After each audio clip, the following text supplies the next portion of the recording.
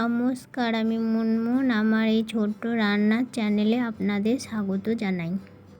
আজ আমি আপনাদের ডালিয়া বানিয়ে দেখাবো। প্রথমে নিচ্ছি 200 গ্রাম ডালিয়া আর 200 গ্রাম ডাল। এখানে 2 রকমের ডাল আছে, মুগ আর মটর। আপনারা চাইলে শুধু মুগের ডালও নিতে পারেন। আর 100 গ্রাম সয়াবিন। তারপর গ্যাসে কড়াই বসিয়ে সামান্য পরিমাণ সরষের তেল দিয়ে দিলাম। এরপর তেল গরম হয়ে গেছে, এতে ডালগুলো দিয়ে একবার নেড়ে নিয়ে সামান্য পরিমাণ একটু ভেজে নিতে হবে।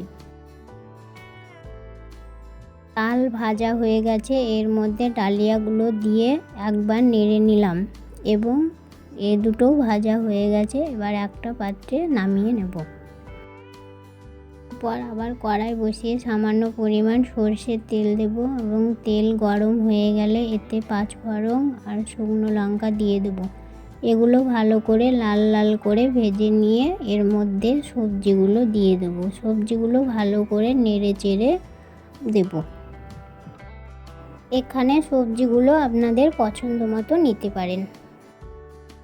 এরপর সবজিগুলো লাল লাল হয়েছে, এতে সয়াবিন দিয়ে দেব এবং পরিমাণ মতো লবণ দিয়ে দেব। লবণ দিয়ে ভালো করে নেড়ে নিয়ে এতে দিয়ে দেব বাটা মশলা, আদা আর জিরে। মশলা দিয়ে আর একবার ভালো করে নেড়ে নিয়ে এতে গুঁড়ো মশলা দিয়ে দেব পরিমাণ মতো, লঙ্কা গুঁড়ো, হলুদ গুঁড়ো, সবজি মশলা।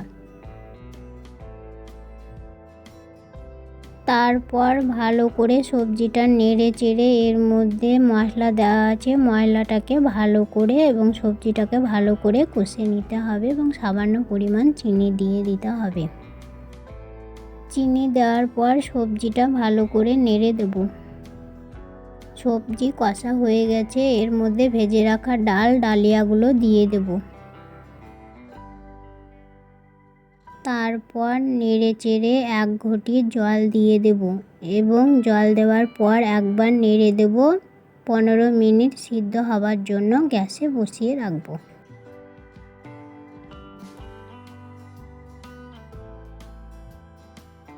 এবার সিদ্ধ হয়ে গেছে, আর একবার ভালো করে নেড়ে দেব। এবার হয়ে এসেছে, এতে 1 চামচ ঘি দিয়ে ভালো করে নেড়ে চেড়ে 1 মিনিট মতো ফুটতে দেব।